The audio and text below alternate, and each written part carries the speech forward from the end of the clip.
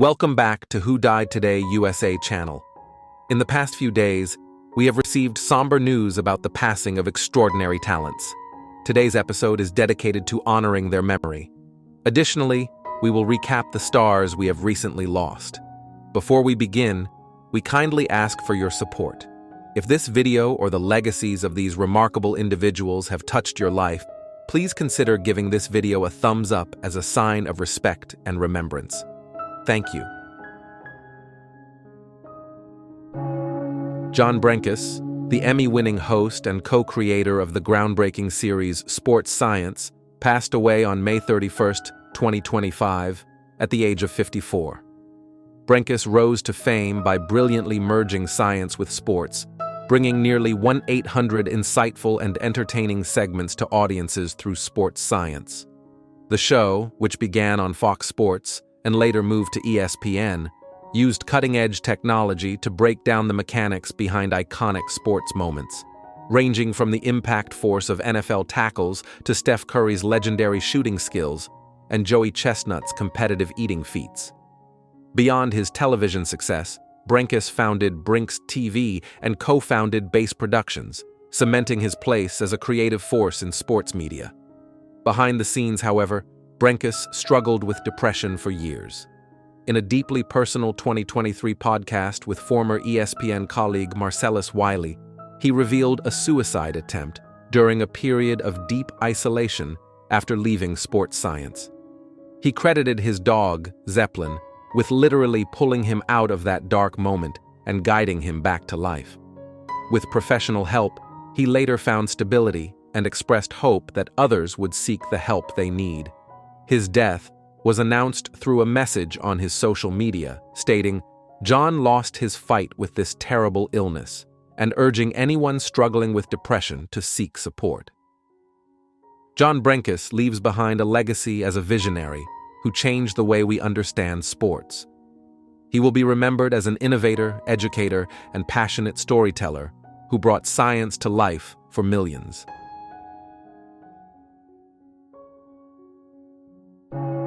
Stephen Flynn, a beloved and influential film marketing executive whose career spanned decades and included some of the most iconic titles in modern cinema, passed away on May 23, 2025, at the age of 70, after a 4-year battle with renal cancer. Born on November 19, 1954, in Fenton, Michigan, Flynn began his journey in the movie industry as a theater manager while attending the University of Michigan. His career took off when a Star Wars halftime promotion he organized caught the attention of United Artists Theater's leadership, leading to a long and impactful career in film marketing. Flynn held senior roles at Orion Pictures, Gramercy Pictures, USA Films, and ultimately Focus Features, where he served as Executive Vice President of Marketing. He played key roles in the campaigns for celebrated films such as 4 Weddings and a Funeral, The Usual Suspects, Dead Man Walking, Fargo, The Big Lebowski, Traffic, The Revenant, Bohemian Rhapsody, and Once Upon a Time in Hollywood. His creativity and leadership left an indelible mark on the industry. Known for his optimism and problem-solving spirit, Flynn was also remembered as the organizational backbone during the early days of Gramercy Pictures. He was a longtime member of the Academy of Motion Picture Arts and Sciences and contributed to various projects as a marketing consultant for studios like Sony and Fox. Flynn is survived by his partner of 43 years, Timothy Krause, sisters Linda and Patricia, niece Shelby, nephews Jeff and Sean, and numerous great-nieces and nephews. A memorial service will be held June 20th in Flint, Michigan, with a celebration of life planned later in Los Angeles. Donations in his memory can be made to the Motion Picture and Television Fund. Stephen Flynn's legacy is one of creative excellence, deep integrity, and a lifelong dedication to sharing great stories with the world.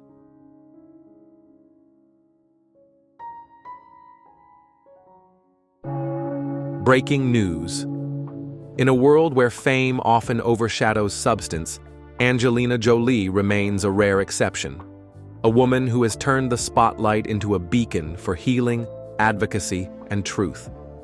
Her name resonates far beyond red carpets and box office numbers. It speaks of courage, transformation, and a relentless pursuit of meaning. What does it truly take to survive both the pressures of Hollywood and the trials of life, while emerging stronger, wiser, and more compassionate? Jolie's life may hold the answer. Born on June 4, 1975, in Los Angeles, California, Angelina Jolie was destined to walk among stars. The daughter of celebrated actor Jon Voight and actress Marceline Bertrand, she was introduced to cinema not just through legacy, but through longing, a desire to use her voice, her presence, and later, her pain, to speak for something greater. Though her surname opened doors, it was her soul that left them wide open. Jolie's ascent in Hollywood began in the 1990s, but it was her harrowing and unforgettable portrayal in Girl, Interrupted, 1999, that set her apart. The role earned her an Academy Award for Best Supporting Actress and solidified her reputation as more than just a beauty. She was a force. Then came Lara Croft, Tomb Raider, 2001, where she breathed life into a video game character and turned Lara Croft into a global phenomenon. The world had seen action heroines before, but none quite like her, steely-eyed, intelligent, and undeniably human.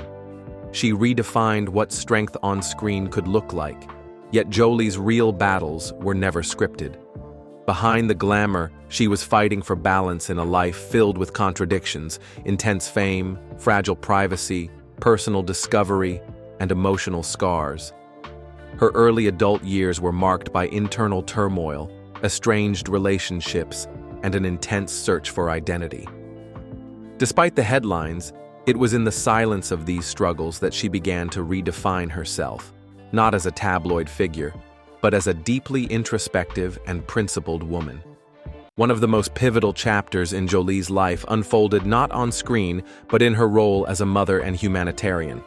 Her relationship with Brad Pitt, though celebrated by the media as Brangelina, eventually led to heartbreak and legal battles, especially over custody of their 6 children. The separation in 2016 was not just the end of a marriage, it marked a shift in Jolie's life path. She became even more fiercely protective, introspective, and committed to rebuilding not only her career, but her peace. But perhaps the most profound test came through her health. In 2013, Jolie made headlines not for a film, but for a deeply personal revelation. She had undergone a preventive double mastectomy after discovering she carried the BRCA1 gene mutation, significantly increasing her risk of breast cancer. 2 years later, she would also have her ovaries and fallopian tubes removed to reduce her risk of ovarian cancer. These were not easy choices. They came with physical and emotional consequences.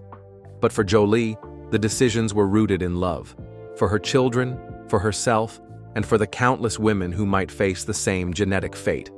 Her openness created a ripple effect. Doctors called it the Angelina effect, as genetic testing and public awareness surged globally. In sharing her vulnerability, she gave others the strength to face their own fears. She reminded the world that courage is not the absence of fear, but the determination to do what is right in spite of it. Through it all, Jolie never stopped working, but her roles shifted, from action star to auteur, from celebrity to humanitarian voice. As a UNHCR Goodwill Ambassador and later Special Envoy, she visited war zones, refugee camps, and crisis areas. She stood beside displaced families in Cambodia, Syria, and Sudan. She listened to their stories, echoed their struggles, and used her platform to bring their voices to places where they might otherwise never be heard. In 2017, her deeply personal film First They Killed My Father, based on Laung Ung's memoir about surviving the Khmer Rouge regime in Cambodia, premiered to critical acclaim. For Jolie, it was more than a directorial effort. It was a return to a country that had given her the gift of motherhood and a way to honor the resilience of those who had survived the unimaginable. It was filmmaking with purpose, storytelling with empathy. More recently, Jolie has turned her attention inward again.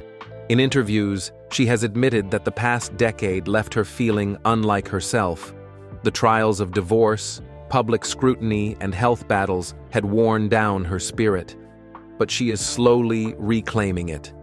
Her role as opera legend Maria Callas in the upcoming biopic Maria marks not just a return to acting, but a symbolic return to her voice, both literally and artistically. Jolie also launched Atelier Jolie, a fashion initiative that merges creativity with compassion. The project brings together underrepresented designers, refugees, and apprentices to co-create meaningful pieces. For Jolie, it is not about fashion as vanity. It is fashion as expression, as healing, as empowerment. Amid all this, her children remain her North Star. She has often said that everything she does is for them. Their presence in her life has helped her endure, evolve, and reimagine what legacy truly means. In public, Jolie is often poised, graceful, and enigmatic.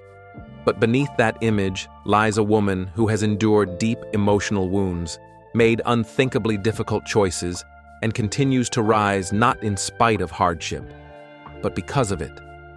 Her story is not simply one of fame.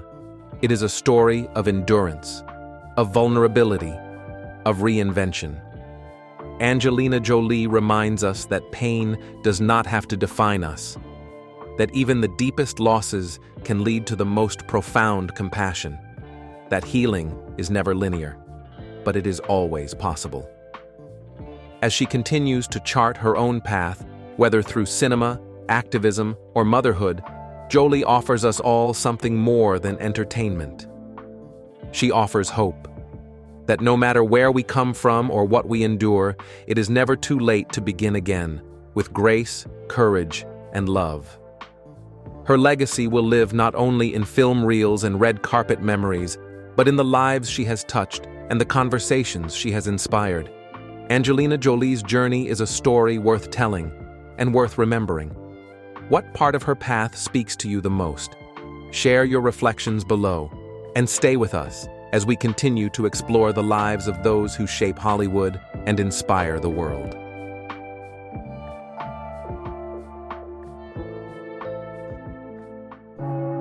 Valerie Mahaffey, an Emmy-winning actress cherished for her distinctive charm and expressive performances, was born in 1953 in Indonesia and raised across continents, from Nigeria and England to Canada and eventually Texas. Her life's journey was as varied and captivating as the roles she brought to life on screen. Her breakthrough came in the early 1990s with the role of Eve in Northern Exposure, a performance that earned her an Emmy and the hearts of viewers who saw in her a rare blend of vulnerability and quirky brilliance. With every character, from Bitsy in Jack and Jill to Madame Renard in French Exit, Mahaffey brought a warmth and intelligence that made her unforgettable. Her success was matched by personal challenges. In the later years of her life, she faced a difficult battle with cancer. Through it all, Valerie continued to act, creating moving portrayals in Dead to Me, Desperate Housewives, and Young Sheldon. Even as she endured hardship, her spirit remained luminous, her artistry undimmed. Her career spanned decades, a testament to her resilience and versatility. She was equally at home on stage in Broadway productions as she was on television and in film. Whether playing a stern authority figure or a gentle eccentric, she connected with audiences in ways that were deeply human. Valerie Mahaffey passed away in Los Angeles at the age of 71, surrounded by loved ones. Her husband, actor Joseph Kell, said simply, "I have lost the love of my life." She is survived by him and their daughter, Alice. In every role, she offered not just entertainment, but a glimpse of the heart. Valerie's legacy is one of quiet brilliance, enduring grace, and a profound ability to touch the soul.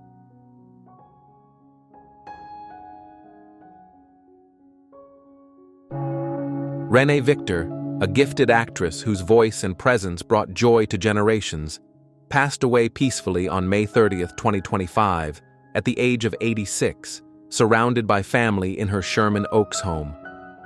The beloved performer faced a long and courageous battle with lymphoma. Born in San Antonio, Texas, Victor's vibrant journey in the arts began in the 1960s when she moved to Los Angeles to pursue a dream that would span over 6 decades. Her early years were filled with music, performing as part of the duo Ray and Renee and helping popularize Latin rhythms across America. But it was her storytelling through acting that captured hearts around the world. To many, she will forever be remembered as the loving yet feisty Abuelita in Disney Pixar's Coco, a role that touched audiences with its authenticity and emotional depth. Victor's voice became a bridge between generations, celebrating family, heritage, and resilience. Her television career flourished with standout roles like Lupita in Showtime's Weeds and memorable appearances in ER, House of Pain, and Snowpiercer. She also left her mark in the world of video games, contributing to the beloved Elder Scrolls series. Renee's ability to bring warmth, humor, and strength to every role made her a cherished figure across genres. Through personal and professional challenges, including health setbacks in her later years, Victor remained an enduring force of creativity and passion. Her daughters, Raquel and Margot, lovingly described her as someone loved by so many, and that love is evident in the tributes pouring in from fans across the globe. Renée Victor leaves behind a legacy of courage, culture, and connection. Her spirit will live on in the stories she told and in the many lives she brightened with her voice and heart.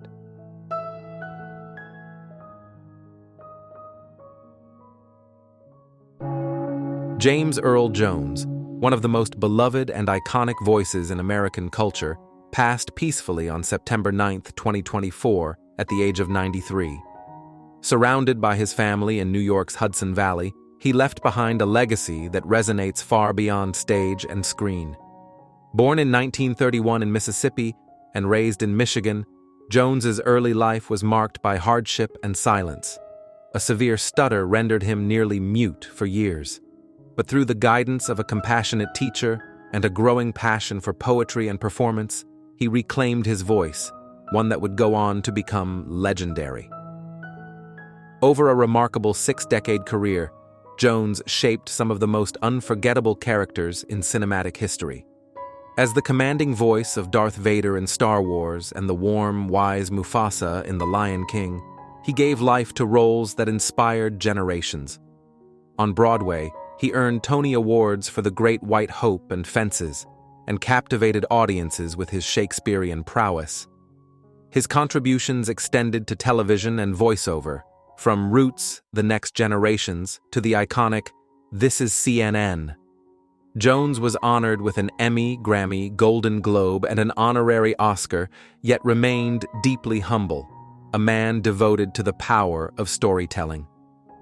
Beyond accolades, Jones overcame personal and societal challenges with dignity and grace.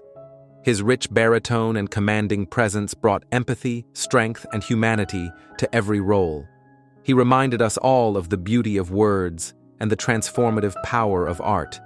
James Earl Jones is survived by his son, Flynn, and will be forever remembered not only for the characters he portrayed, but for the profound kindness, resilience, and wisdom he brought to the world. His voice and his spirit will echo for generations to come.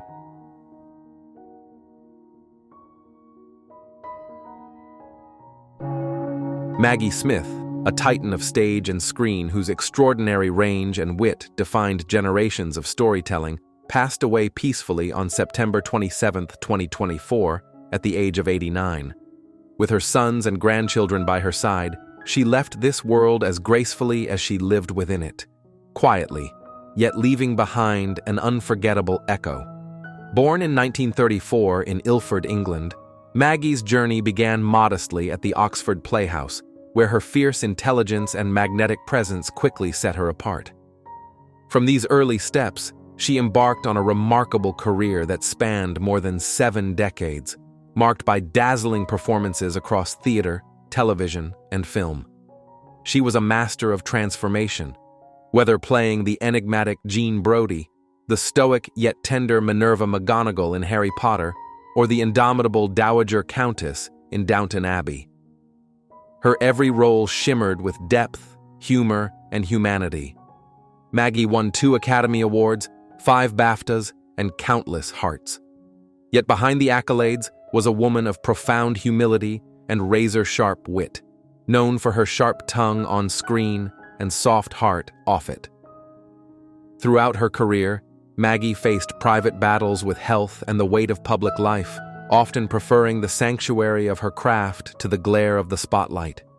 Even so, she worked into her late 80s, delivering performances filled with vigor and soul. To those who watched her, she was more than a performer, she was a presence, a quiet force whose characters felt real because they came from a place of honesty. Maggie Smith gave us the gift of seeing the world through sharper eyes and fuller hearts. Her legacy lives on not just in film and memory, but in the emotional truths she unearthed with every role she touched.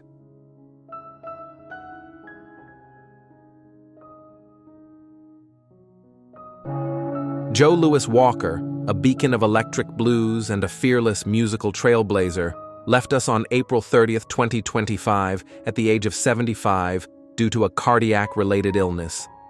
Surrounded by his loving family, including his wife Robin and daughters Lena and Bernice, his passing marked the close of an era in American blues.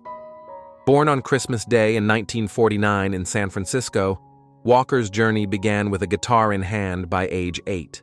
As a teenager, he was already sharing stages with legends like Mississippi Fred McDowell and Jimi Hendrix in the heart of the city's vibrant 1960s music scene. His early years were tumultuous, filled with personal battles and brushes with the law, but he emerged from those struggles with renewed purpose, finding strength in faith and music. Walker's return to blues through gospel music was a turning point, reigniting a fire that would burn through more than 30 albums. His 1986 debut, Cold is the Night, marked the beginning of a profound artistic voyage, one where blues fused with rock, soul, jazz, and gospel. Joe was never one to stay in one lane. "The idiom finds us," he once said, capturing his belief that music transcends boundaries. Recognized by the Blues Hall of Fame, Walker was praised by greats like Herbie Hancock and Aretha Franklin, and shared stages with Bonnie Raitt, B.B. King, and Mick Jagger. Yet despite the acclaim, he remained grounded, always chasing the pure joy of creation. Jo Lewis Walker's music spoke to the restless soul, raw, real, and radiant. Through every note, he reminded us that the blues aren't just a genre, they're a truth we all carry. His legacy lives on in the music and the message. Everybody's got the blues, you just don't know it.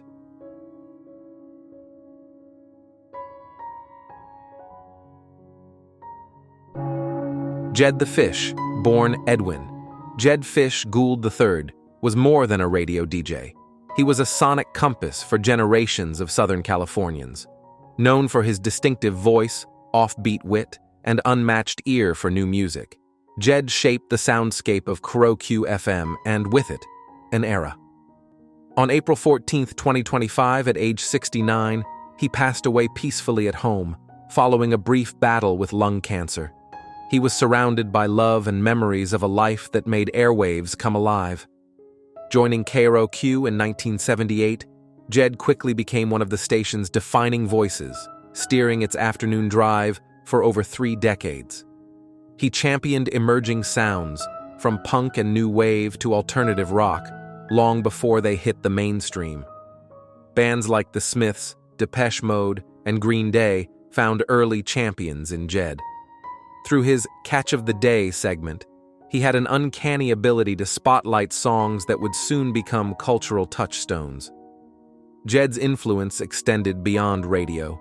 He inspired, he challenged, and above all, he entertained.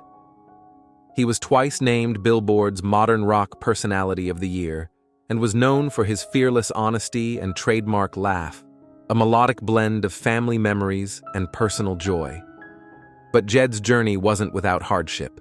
He openly faced personal struggles, including addiction, and emerged with clarity and creativity, co-creating the Clean and Crazy radio show to inspire others. His resilience became part of his message, that joy, reinvention, and authenticity are always possible. Jed the Fish wasn't just a DJ. He was a pioneer, a mentor, and a friend to those who grew up with KROQ in their ears and hearts. His voice may be silent now, but his echo lives on in the music, the laughter, and the countless lives he touched.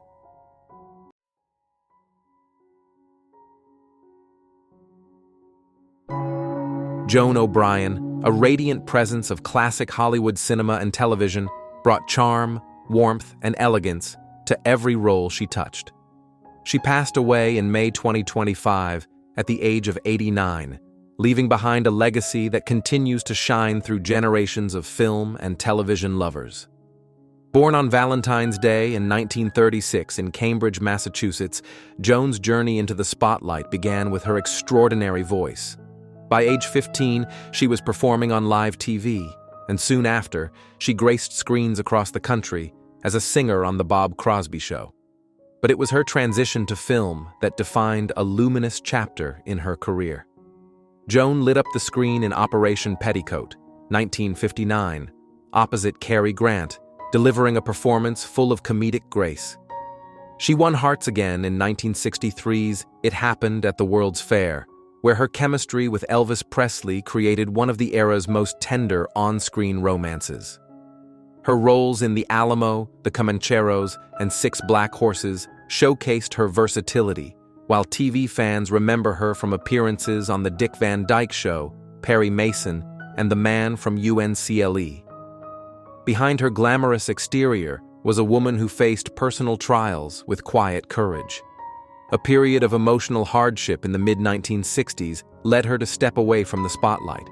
Still, she found solace in music, performing with Harry James's band, and embracing the quieter joys of life. Joan's personal life was as colorful as her career. She was married 5 times, ultimately finding lasting companionship with Lieutenant Colonel Malcolm Bernard Campbell until his passing in 2004. Her daughter Melissa survives her, carrying forward the memory of a life lived with elegance and heart. Joan O'Brien will always be remembered for the joy she brought to screens and the grace she brought to life.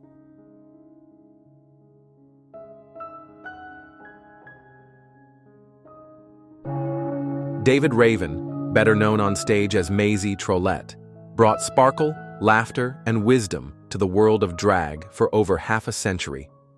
He passed away in March 2025 at the age of 91 in Brighton, England, after a life that not only entertained, but inspired. Born in 1933 in Cornwall and raised in Norfolk, David found his voice in a world that didn't always welcome difference. Coming out as a young man when homosexuality was still criminalized in Britain, he carried forward with quiet courage. When he first stepped on stage as Maisie in the 1960s, draped in sequins and beaming with irreverent humor, he wasn't just performing, he was pioneering. As part of the drag duo The Trollettes, and later as a beloved solo act, Maisie became a fixture of the British drag scene. From cheeky ad-libs to moving renditions of classic show tunes, David brought joy to countless audiences, especially during the early days of Brighton and Hove Pride, where he was a cherished icon. Though outwardly full of flair, David was deeply private. Friends rarely heard him speak of his childhood, and he insisted on keeping Maisie and David as separate identities. That contrast only deepened the respect and affection his peers held for him. His final years were no less remarkable. In his late 80s, he still performed, sometimes with a walking stick, and in 2021 starred in a touching documentary simply titled Maisie, which brought new light to his incredible journey. David's life reminds us that resilience and authenticity never go out of style. He mentored, inspired, and proved that being fabulous has no age limit.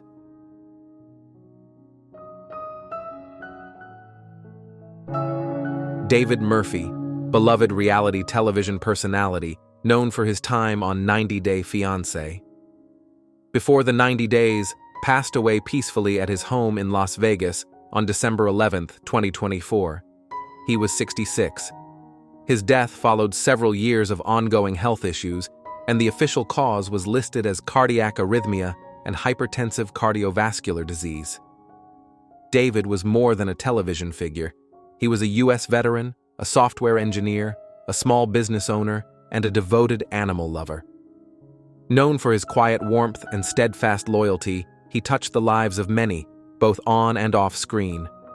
A deeply private man in some ways, David nonetheless opened his heart to viewers through his emotional journey in search of love. His appearance in Season 4 of 90 Day Fiancé, Before the 90 Days, resonated with millions. Viewers followed his determined path to Ukraine to meet his long-distance girlfriend Lana, a relationship 7 years in the making. Their long-awaited meeting and brief engagement became one of the show's most unforgettable moments, showcasing David's unshakable hope and romantic idealism. Though the engagement ultimately ended, his sincerity won the admiration of fans around the world. David lived a life of exploration and independence.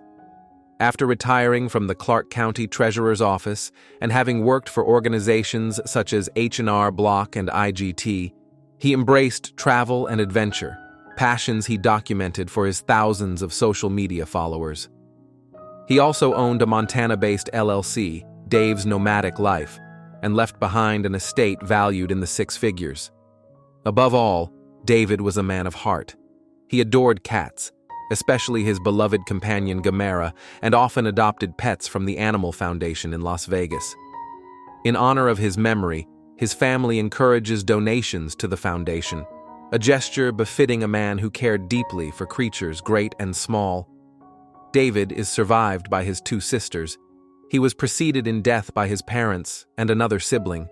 He had no children, but he left behind a legacy of hope, perseverance, and quiet kindness. In a world that often rewards speed and spectacle, David Murphy reminded us of the power of patience, of staying true to oneself, and of believing in love, even when the odds seem long. He will be dearly missed.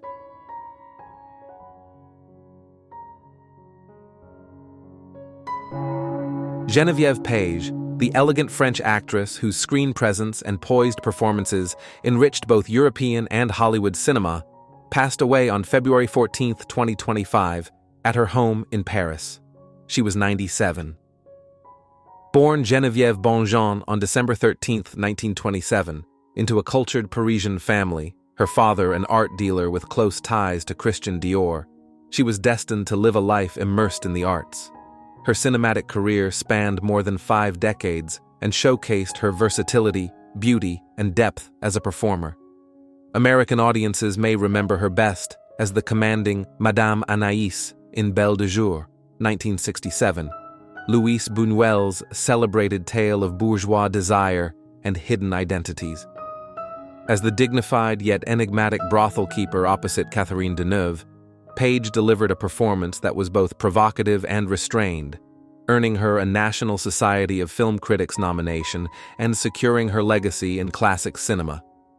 Page also played key roles in historical epics like El Cid, 1961, where she portrayed the ambitious Princess Urraca alongside Charlton Heston and Sophia Loren, and in The Private Life of Sherlock Holmes, 1970, where she embodied intrigue and subtle seduction as a mysterious client of the great detective. Her early film credits include Fanfan La Tulipe, 1952, a swashbuckling adventure that set the tone for her commanding on-screen presence. Other notable performances included Foreign Intrigue, 1956, Grand Prix, 1966, Buffet Froid, 1979, and Beyond Therapy, 1987. Though internationally known for her film roles, Geneviève Page was also a devoted stage actress. Her performance in The Bitter Tears of Petra von Kant in 1980 and her Molière award-winning role in Colombe in 1996 were milestones in an impressive theatrical career. She was married to businessman Jean-Claude Boujard for over 5 decades until his death in 2011. She is survived by her granddaughter, actress Zoe Guillemot, who confirmed her passing. Geneviève Page's career was a study in grace. Whether portraying noblewomen or femme fatale, she brought intelligence, elegance, and gravitas to every role. She leaves behind a legacy of cinematic beauty and dramatic excellence that will continue to inspire generations.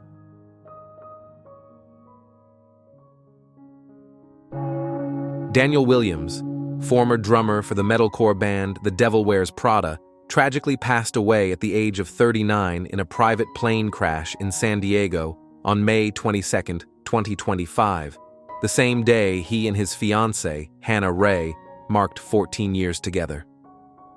Daniel was more than a talented musician.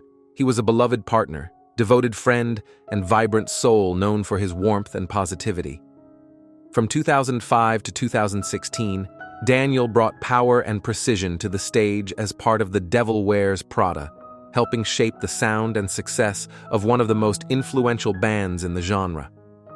His work remains celebrated by fans worldwide, with performances remembered for their raw energy and technical brilliance. The devastating crash, which claimed 6 lives, has left a deep wound in the music community. His bandmates shared a simple but profound tribute. "No words. We owe you everything. Love you forever." His fiancée, photographer and influencer Hannah Ray shared a deeply emotional message, reflecting on their journey together and the unimaginable grief of losing her best friend on their anniversary. "My entire world is in shambles," she wrote. "You truly showed me the kind of love people might only ever experience once in a lifetime." Daniel's legacy extends beyond music. He was a kind-hearted individual who lifted those around him and inspired loyalty and affection from all who knew him. His untimely passing is a profound loss, but his memory will live on through the music he helped create, the lives he touched, and the love he leaves behind.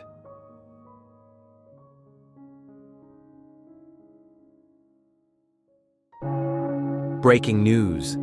When one speaks of cinematic legends, certain names carry with them both the brilliance of their art and the shadows of their trials. Mel Gibson is such a name, one that conjures images of raw intensity, uncompromising artistry, and a turbulent yet inspiring personal journey. What makes his story so compelling is not just his string of triumphs on screen, but the battle behind the curtain, a battle for healing, redemption, and rebirth. Born on January 3, 1956, in Peekskill, New York, Gibson's family moved to Australia when he was just 12 years old. There, in the sunburned land down under, the seeds of a global star were quietly taking root. He studied acting at the National Institute of Dramatic Art in Sydney, where his deep commitment to the craft quickly set him apart. In 1979, the world took notice with Mad Max, a post-apocalyptic action film that transformed the fresh-faced actor into a cinematic force. It was raw, gritty, unapologetically bold, much like Gibson himself. He soon followed with the historical drama Gallipoli, 1981, and the romantic war film The Year of Living Dangerously, 1982. Showcasing a rare combination of rugged masculinity and emotional nuance. Then came Lethal Weapon, 1987, where Gibson's portrayal of Martin Riggs, a haunted, unstable police officer, struck a nerve with audiences. His pain felt real, his humor disarming, and his action sequences electric. Mel Gibson had arrived, not just as a leading man, but as a phenomenon. But even the brightest stars cast long shadows. Behind the camera, Gibson's life mirrored the intensity of his roles. Fame took a toll. The pressure, the expectations, and the internal storms he carried all came to a head in the mid-2000s. In 2006, a public incident led to widespread condemnation. Then in 2010, recordings from a bitter dispute further fueled controversy. The backlash was swift and fierce. Hollywood, once eager to attach his name to any blockbuster, stepped away. For many, this might have been the end. But Mel Gibson is not most people. In the years that followed, Gibson stepped away from the public eye. What emerged from that silence was not bitterness, but transformation. he entered a new chapter of reflection and quiet rebuilding. Gone were the bombastic headlines. In their place, humility, personal growth, and a commitment to wellness. One of the turning points in Gibson's life was his renewed attention to health. Years of performing dangerous stunts had left him with scoliosis and lingering back pain. A severe concussion at his daughter's wedding was another stark reminder that even action heroes are human. The physical setbacks forced him to slow down, recalibrate, and seek lasting healing. He has spoken openly about the mental toll of those experiences, about struggling with stress, trauma, and the slow, steady process of recovery. He also shared that he had been sober for a decade, crediting community support and spiritual discipline as anchors in his life. He has described his faith as a guiding light, one that not only helped him stay grounded during dark times, but also fueled his creative vision. And then, in 2016, came the comeback. Hacksaw Ridge, a World War II biopic directed by Gibson, stunned audiences.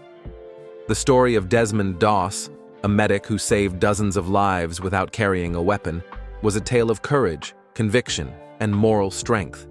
It mirrored Gibson's own battle to rise above his past. The film earned 6 Academy Award nominations, including Best Director, and was widely seen as his triumphant return. Since then, Gibson has returned to the director's chair and the screen with renewed clarity. In Dragged Across Concrete, 2018, he portrayed a gritty, world-weary detective, a character perhaps closer to his own life than fiction. In interviews, co-stars have remarked on his generosity, focus, and unshakable attention to craft. He is a man who has lived many lives, and it shows in every frame he occupies. His upcoming project, The Resurrection of the Christ, the long-anticipated sequel to The Passion of the Christ, reflects not only his continued creative ambition, but also his willingness to take risks on deeply personal storytelling. The original film, though polarizing, was a cinematic landmark. That Gibson would return to such territory now, years later, suggests not just artistic courage, but emotional maturity. Through it all, Mel Gibson's choices have never been safe. Whether tackling ancient battles in Braveheart, the divine in The Passion of the Christ, or the horrors of war in Hacksaw Ridge, his stories dive headfirst into humanity's extremes: pain, redemption, sacrifice, and grace. What separates Gibson from many of his peers is his refusal to let his story be defined by a single chapter. His career, spanning over 4 decades, is a testament to both talent and tenacity.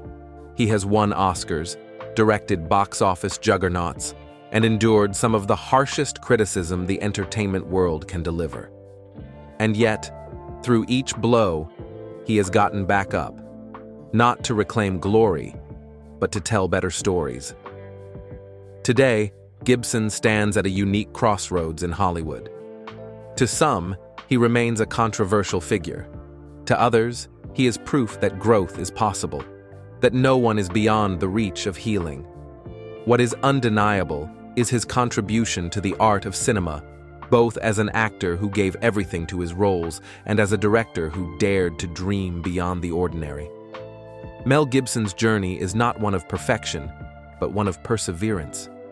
It is the story of a man who lost his way, found his footing, and chose to walk forward with humility and purpose. His films continue to inspire, provoke, and challenge us, not just because of what they show, but because of who made them.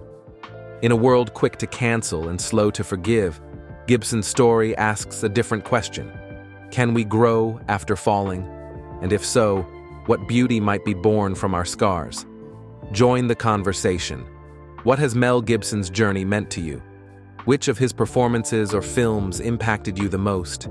Share your reflections below, and subscribe for more powerful stories from the legends of film who remind us that every great artist is, above all, human.